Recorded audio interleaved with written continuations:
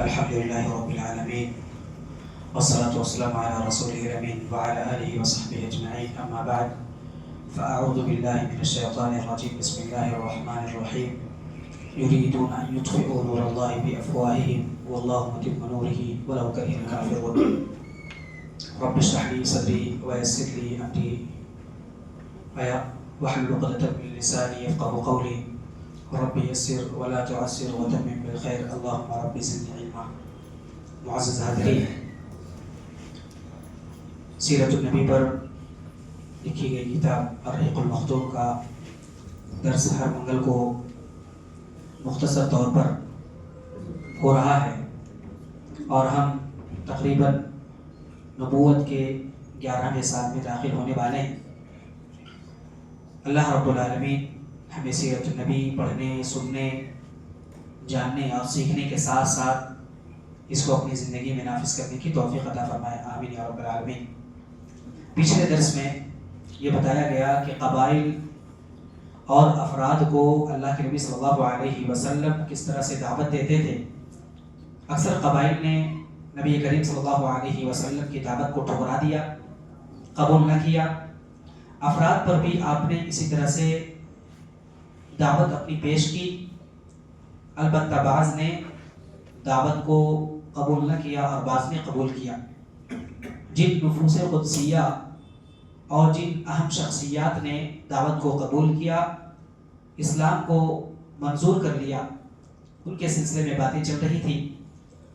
سوید بن صامت رضی اللہ عنہ نے اسلام قبول کیا اور ان کی تفصیل گزری کہ بہترین شاعر، شرف و حسب اور نسب کے اعتبار سے اپنی قوم کے ممتاز تھے. نبی کریم صلی اللہ علیہ وسلم نے آپ کے اوپر دعوت کو پیش کیا تو آپ نے اسلام قبول کر لیا. اسی طرح سے ایاز بن معاذ رضی اللہ عنہ کا واقعہ گزرا، جو نبی کریم صلی اللہ علیہ وسلم کے پاس آئے اور باقاعدہ نبی کریم صلی اللہ علیہ وسلم نے آپ کے وفد اور آپ کے گروپ کے سامنے بات رکھی. گروپ والوں نے تو منظور نہ کیا، لیکن ایاز بن معاذ کے دل میں اسلام جاگزی ہو چکا تھا، راسخ ہو چکا تھا.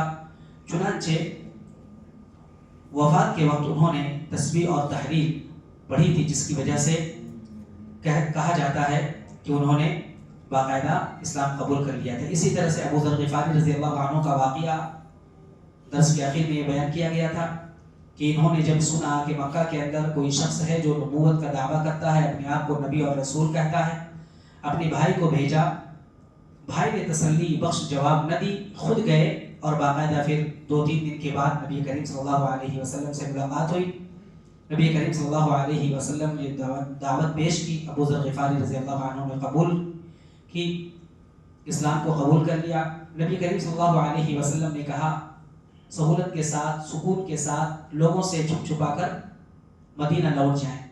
لیکن ابو ذر غفاری رضی اللہ عنہ نے علی اعلان لوگوں کو بتایا کہ میں نے اسلام قبول کر لیا ہے، اور جن کو یکے بعد دیگرے 2 دن تک اذیت پہنچائی گئی اور پھر ان کو بچایا گیا.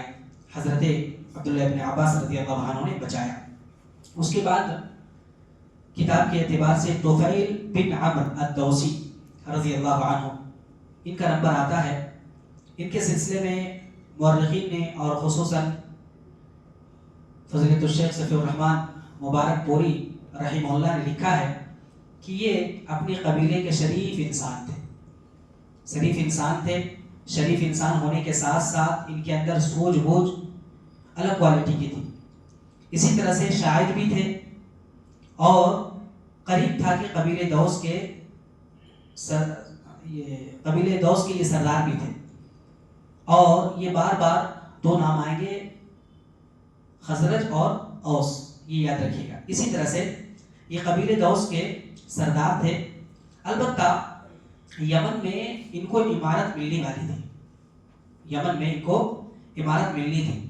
11ویں سال میں یہ مکہ تشریف لائے تھے، اور وہاں پہنچنے سے پہلے ہی اہل مکہ نے، چونکہ قبیلے دوس کے سردار تھے تو سردار کا استقبال بڑے اچھے انداز میں کیا جاتا تھا. ان کا بھی استقبال کیا گیا اور نہایت عزت و احترام سے ان کے ساتھ مکہ والے پیش آئے.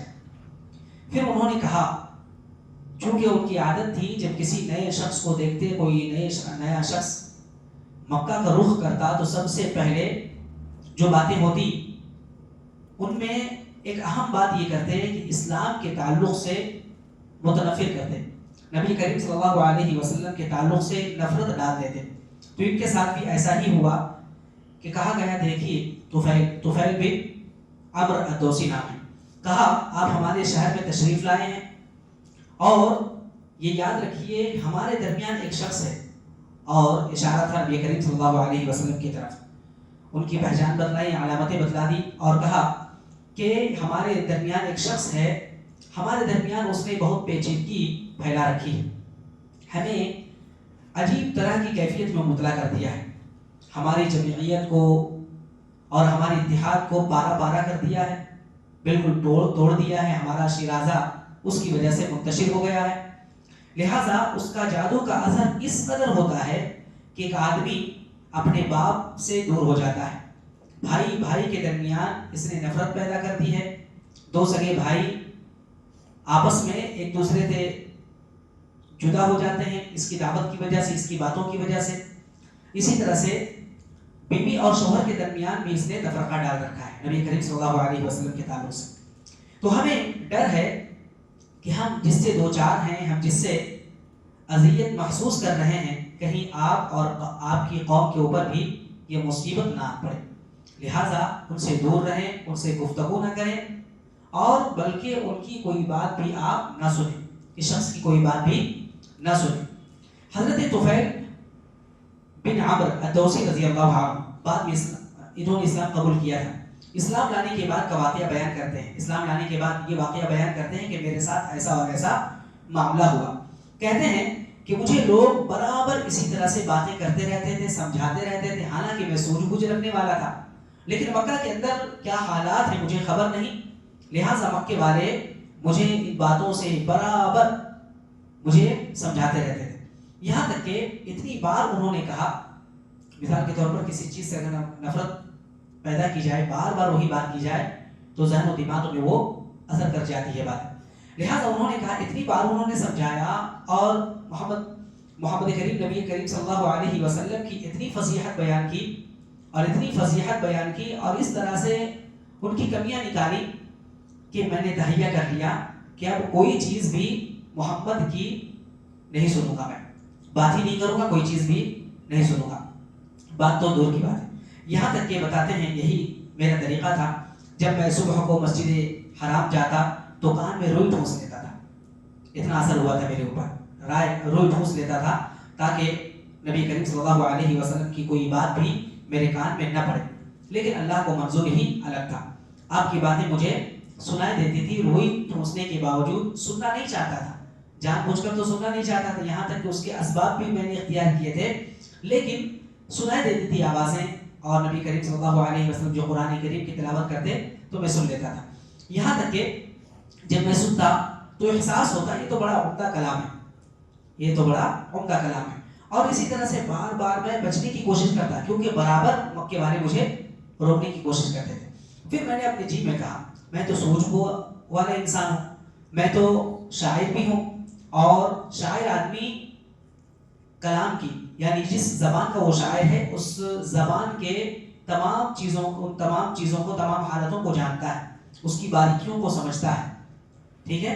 تو انہوں نے کہا کہ میں شاعر آدمی ہوں، اس سے مجھے کیا فرق پڑے گا کہ میں عربی زبان کی کوئی بات سن لوں، چنانچہ انہوں نے کہا اس شخص کی بات میں سنوں گا، اگر اچھی لگو تو قبول کر لوں گا، کیوں تو میں سوجھ بوجھ والا ہوں، ایسا تو نہیں ان پڑھ ہوں یا مجھے کچھ بھی نہیں آتا جو انسان پیش کرے میں قبول کر لوں، اگر اچھی باتیں ہوئی تو قبول کر لوں گا، کیونکہ عقل مند انسان، دانشمند انسان وہ ہوتا ہے جو اچھی چیزوں کو قبول کر لے، ہاں اگر بری ہوئی اور واقعی میرے ذہن و دماغ میں وہ بات نہ آئی تو میں قبول نہیں کروں گا۔ کہتے یہی سوچ کر کے میں آپ صلی اللہ علیہ وسلم کی طرف گیا، اور جب آپ گھر کی طرف پلٹے تو میں پیچھے پیچھے آپ کے ساتھ ہو گیا، یہاں تک کہ آپ اندر داخل ہوئے تو میں بھی آپ صلی اللہ علیہ وسلم کے ساتھ داخل ہوا، اور آپ کو اپنی آمد کا، اپنے آنے کا پورا واقعہ بتایا، اسی طرح سے لوگوں کا جو خوف دلانا تھا، باقاعدہ بار بار جو کیفیت میرے اندر پیدا ہو رہی تھی اس سے بھی میں نے آگاہ کیا۔ یہاں تک کہ کہا کہ میں نے آپ کی باتیں نہ سننے کی وجہ سے، نہ سنائی دی، اسی وجہ سے روح ٹھونسنے کا میں نے یہ عمل شروع کر دیا ہے کہ آپ کی باتیں. اب یہ ہوتا ہے کہ میں چاہتا ہوں کہ آپ کی بات میں سنوں، آپ کی بات میں سنوں. اب صلی اللہ علیہ وسلم اپنی بات پیش کیجیے. اب صلی اللہ علیہ وسلم نے شروع کیا. طفیل بن عمرو الدوسی رضی اللہ عنہ فرماتے ہیں کہ میں نے جب آپ سے عرض کیا کہ آپ اپنی بات پیش کیجیے تو نبی کریم صلی اللہ علیہ وسلم نے اپنی بات پیش کرنی شروع کی اور قرآن کریم کی تلاوت فرمائی. کہتے ہیں اللہ رب العالمین گواہ ہے کہ میں نے اس سے عمدہ کلام کبھی بھی نہیں سنا تھا، اس سے زیادہ انصاف والی بات میں نے کبھی نہیں سنی تھی. چنانچہ میں نے یہ کلام سنتے ہی وہی اسلام قبول کر لیا. اور عقل مند انسان، دانش مند انسان وہی ہوتا ہے کہ حق جیسے اسے معلوم ہو فوراً وہ قبول کر لیتا ہے. انہوں نے قبول کر لیا اور باقاعدہ حق کی شہادت وہیں پہ دی. اس کے بعد نبی کریم صلی اللہ علیہ وسلم سے کہا کہ دیکھیے میری قوم میں میری بات مانی جاتی ہے، قبیلے کا سردار ہوں، قوم میں مانی جاتی ہے. میں ان کے پاس پلٹ کر جاؤں گا اور انہیں میں اسلام کی دعوت پیش کروں گا. لہٰذا اللہ تعالیٰ سے میری دعا کر دیجئے کہ اللہ تعالیٰ مجھے کوئی ایسی نشانی دے جو باقاعدہ ان کے لیے تسلی کی چیز بھی ہو، تسلی کی چیز بھی ہو. لہٰذا نبی کریم صلی اللہ علیہ وسلم نے میرے لیے دعا کی اور اپنی قوم کے پاس پہنچا تو اللہ تعالیٰ نے کہا کہ میرے چہرے پر ایک چراغ جیسی روشنی پیدا کر دی چہرے پر. انہوں نے کہا یا اللہ اب یہ باقاعدہ ایک نشانی پیدا ہو گئی، علامت پیدا ہو گئی، لیکن چہرے پر روشنی کی طرح یہ علامت تھی. تو جب وہاں گئے تو ان کو احساس ہوا یہ تو چہرے پر روشنی ہے، ایسا نہ ہو کہ کوئی بیماری سے تصور کر لے. چنانچہ وہ کہتے ہیں کہ میں نے دعا کی اللہ چہرے پر تو نے روشنی دی ہے، ایک علامت دی ہے، چہرے کی بجائے کسی اور جگہ یہ روشنی مجھے دے دے. مجھے اندیشہ ہے کہ لوگ اسے مسئلہ کہیں گے، مسئلہ یعنی کسی چیز کو بگاڑ دینا.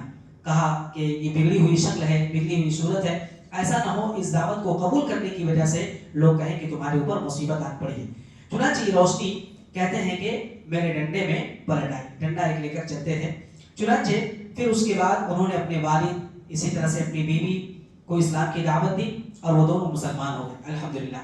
لیکن قوم نے اسلام قبول کرنے میں تاخیر کی. کہتے ہیں کہ قوم کے اوپر بھی میں نے اسلام کو پیش کیا لیکن ان لوگوں نے تاخیر کی. حضرت طفیل رضی اللہ عنہ ہمیشہ کوشاں رہتے تھے. ایک اسلام کی دعوت دینے والا، اسلام کا داعی ایسا ہی رہتا ہے کہ ہمیشہ وہ کوشاں رہے، ہمیشہ کوشش کرتے رہے، محنت کرتے رہے. یہاں تک کہ غزوہ خندق کے بعد جب انہوں نے ہجرت فرمائی، غزوہ خندق تقریباً 5 سال کے بعد، یہ سمجھیے ابھی سے 6 یا 7 سال کے بعد جب انہوں نے اسلام قبول کیا، تو جب ہجرت فرمائی مدینے کی طرف تو ان کے ساتھ ان کی قوم کے 70 یا 80 خاندان تھے. سبحان اللہ، یہ بڑا قبیلہ تھا اور اس کے خاندان 70 یا 80 خاندان باقاعدہ ان کے ساتھ اسلام میں داخل ہوئے اور ہجرت کی انہوں نے. حضرت طفیل رضی اللہ عنہ نے اسلام میں بڑے کارنامے انجام دیے ہیں، یہاں تک کہ جنگ یمامہ میں ان کو جام شہادت نصیب ہوا. انا للہ و انا الیہ راجعون رضی اللہ عنہ، یہ ایک صحابی رسول تھے. اسی طرح سے ایک نام ذکر کیا ہے، آخری نام ہے ناموں میں سے، 5واں نام ہے ضماد ازدی، اور بعض مورخین نے ضماد کہا ہے، ضاد میم الف دا، ضماد الازدی. یہ یمن کے باشندے تھے اور اسی طرح سے قبیلے ازد شنوعہ کے ایک فرد تھے، ایک قبیلہ ہے. تو یمن کے باشندے تھے. جھاڑ پھونک کرنا اور اسی طرح سے آسیب اتارنا، جیسے بھوت پریت ہمارے یہاں ہے، کسی طرح کا کچھ آسیب ہو تو اتارنے کا کام کرتے، جھاڑ پھونک رقیہ جس کو کہتے ہیں، اس طرح کا کام وہ کرتے تھے. مکہ جب آئے تو باقاعدہ وہاں کے لوگوں سے سنا اور انہوں نے کہا احمق لوگ، انہوں نے سنا کہ محمد صلی اللہ علیہ وسلم کے بارے میں کہتے ہیں فلاں فلاں چیزیں کہتے تھے. آپ نے سنا ہے جادوگر کبھی کہتے، کبھی شاعر کہتے، کبھی پاگل اور مجنون اور دیوانہ کہتے. تو لوگوں سے سنا کہ پاگل ہے. تو کہتے ہیں مجھے محسوس ہوا کہ ہو سکتا ہے ان کے اوپر جادو کا اثر ہو سکتا آسیب ہو، جس کی وجہ سے انہوں نے اپنی عقل کھو دی ہے اور بہکی باتیں کرتے ہیں جیسا کہ لوگ کہتے ہیں. تو نبی کریم صلی اللہ علیہ وسلم کے پاس سوچا کہ میں چلوں اور دیکھتا ہوں کہ اگر میرے ہاتھ میں اللہ تعالیٰ نے شفا دی ہوگی تو میں آسیب کا علاج کر دوں گا اور جھاڑ پھونک کر کے جو بھی بیماری ہوگی وہ دور کر دوں گا. کہتے ہیں میں نے نبی کریم صلی اللہ علیہ وسلم سے ملاقات کی اور بتایا، اپنا انٹروڈکشن دیا، اپنا تعارف کرایا کہ میں اعصاب اتارنے میں ماہر ہوں، جھاڑ پھونک میں کرتا ہوں اور اس میں بڑی مہارت مجھے ہے، کیا میں آپ کے ساتھ بھی علاج و معالجہ کا کام کر سکتا ہوں؟ کیا اس کی ضرورت ہے؟ آپ کو ایسا لگتا ہے؟ تو نبی کریم صلی اللہ علیہ وسلم نے باقاعدہ تھوڑی سی عبارت پڑھی، کہا ان الحمد للہ نحمدہ ونستعینہ من یہدہ اللہ فلا مضل لہ. یہ جو خطبے سنتے ہیں تقریباً اسی طرح ہے. ومن يضلل فلا هادي له واشهد ان لا اله الا الله وحده لا شريك له واشهد ان محمدا عبده ورسوله. اور اس کا ترجمہ تقریباً معلوم ہے کہ تمام قسم کی تعریفیں صرف اللہ رب العالمین کے لیے ہیں، ہم اسی کی تعریف کرتے ہیں اور اسی سے مدد طلب کرتے ہیں. جس کو وہ ہدایت دے کوئی اسے گمراہ نہیں کر سکتا، اور جسے وہ گمراہ کر دے کوئی ہدایت نہیں دے سکتا. اور میں گواہی دیتا ہوں کہ سوائے اللہ کے کوئی معبود برحق نہیں ہے، اس کے ساتھ کوئی شریک نہیں ہے، اس کا کوئی شریک نہیں ہے. اور میں گواہی دیتا ہوں کہ محمد اللہ کے بندے اور اس کے رسول ہیں. کہتے ہیں کہ یہ پڑھا اور اس کے بعد باقاعدہ کچھ باتیں کی. تو ضماد رضی اللہ عنہ کہتے ہیں کہ ذرا اپنے یہ کلام مجھے پھر سنائیں. جیسے ہی نبی کریم صلی اللہ علیہ وسلم نے بات کرنے سے پہلے یہ باتیں کی تو وہ کہتے ہیں پھر سے دوبارہ سنائی. چنانچہ نبی کریم صلی اللہ علیہ وسلم نے دوبارہ یہی باتیں کی، ان الحمدللہ سے شروع کیا. ضماد رضی اللہ عنہ کہتے ہیں پھر سے آپ سنائیے.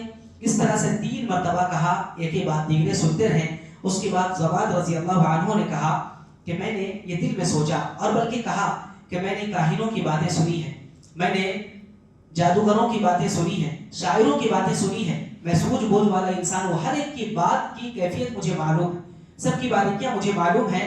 لیکن میں نے نبی کریم صلی اللہ علیہ وسلم نے جو کلام پیش کیا ہے جیسا کلام میں نے آج تک نہیں سنا ہے، جو سمندر کی اتھاہ گہرائیوں کو پہنچے ہوئے ہیں. بالکل گہرائی کی بات، باریکی باتیں جو نبی کریم صلی اللہ علیہ وسلم نے پیش کی. اور یقیناً اسلام میں یہی چیزیں ہیں کہ فوراً وہ اثر کرتا ہے. ضماد رضی اللہ عنہ نے کہتے ہیں، ضماد ازدی رضی اللہ عنہ کہتے ہیں کہ میں نے تھوڑی دیر بھی تاخیر نہیں کی، فوراً اسلام قبول کر لیا. کہا اللہ کے رسول محمد صلی اللہ علیہ وسلم آپ مجھے اپنا ہاتھ دیجئے، میں بیعت کرنے والا ہوں. چنانچہ آپ صلی اللہ علیہ وسلم سے اسلام پر انہوں نے فوراً بیعت کر لی، جیسا کہ صحیح مسلم وغیرہ کی روایت بھی ہے. یہ بات ہوئی افراد پر اللہ کے نبی صلی اللہ علیہ وسلم نے جو اسلام پیش کیا اور انہوں نے قبول کی، اسلام کو قبول کیا. یہ 5 افراد ہیں. اسی طرح سے مدینے کے ایک ساتھ 6 لوگ جو خوش نصیب سعادت مند تھے، جن پر اللہ کے رسول صلی اللہ علیہ وسلم نے اسلام کو پیش کیا اور باقاعدہ سب نے ایک ہی وقت میں اسلام قبول کر لیا.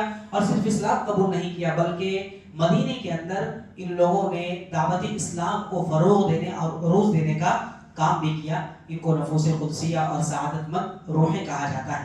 لہٰذا یہ 6 لوگ تھے، ان کا انشاءاللہ العزیز اگلے درس میں ذکر ہوگا. اور اسی طرح سے 11ویں سال میں نبوت کے کیا کچھ ہوا تھا انشاءاللہ العزیز اس کا بھی ذکر آئے گا. اس کے بعد پھر اسراء اور معراج میں ہم انشاءاللہ داخل ہوں گے. اللہ تبارک و تعالیٰ سے دعا ہے رب کریم ہم تمام لوگوں کے اندر بھی اسلام کی محبت اور اسلام کے تعلق سے ہمارے اندر جو اسلام کی محبت پیدا فرما دے، اور اسلام کے تعلق سے جو بھی گلفشانیاں یا اسی طرح سے جو پروپیگنڈے کیے جاتے ہیں رب العالمین اس کے تعلق سے ہمیں تصفیہ کرنے کی، اور دوسروں کے اندر بھی اسلام کے تعلق سے محبت پیدا کرنے اور اسلام کی دعوت کو عام کرنے کی توفیق عطا فرمائے. آمین یا رب العالمین.